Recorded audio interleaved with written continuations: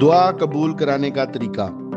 حضرت نظام الدین اولیاء کا طریقہ دعا یہ تھا کہ جو بھی سائل کوئی تکلیف لے کے آتا اور دعا کی درخواست کرتا تو آپ کچھ دیر کے لیے وہ تکلیف اپنے اوپر طاری کر لیتے اور پھر خدا کے حضور دست بدستہ ہو کر دعا فرماتے اور وہ دعا قبول ہو جاتی۔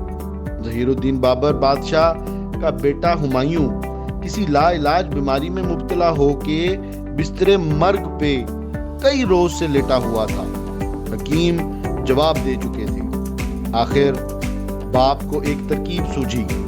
اس نے بیماری کا رخ اپنی طرف کرانے کے لیے مریض بیٹے کی چارپائی کے گرد 7 چکر لگائے اور مسلسل دعا مانگتا رہا کہ اس کی بیماری مجھے مل جائے۔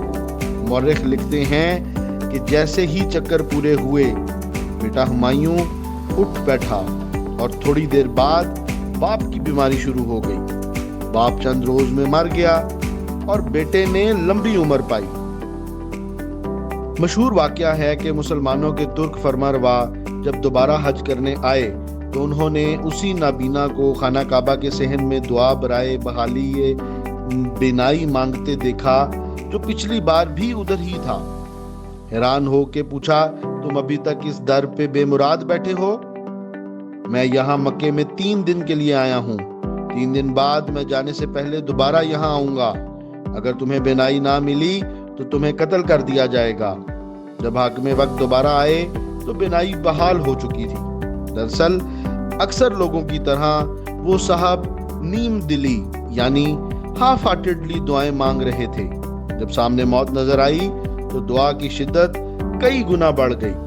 دعا کی لہریں عرش سے ٹکرائیں، دعا قبول ہوئی اور آنکھوں کی روشنائی مل گئی۔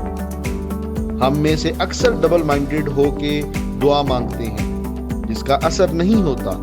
یکسوئی اور گڑ گڑاہٹ سے مانگی گئی دعا ہمیشہ قبول ہوتی ہے، کبھی فوراً اور کبھی دیر سے، جس کی حکمت اوپر والا ہی بہتر جانتا ہے۔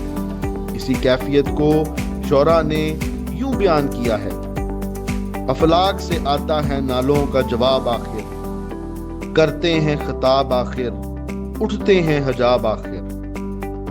اے جذبہ دل گر میں چاہوں ہر چیز مقابل آ جائے، منزل کی طرف 2 گام چلوں اور سامنے منزل آ جائے۔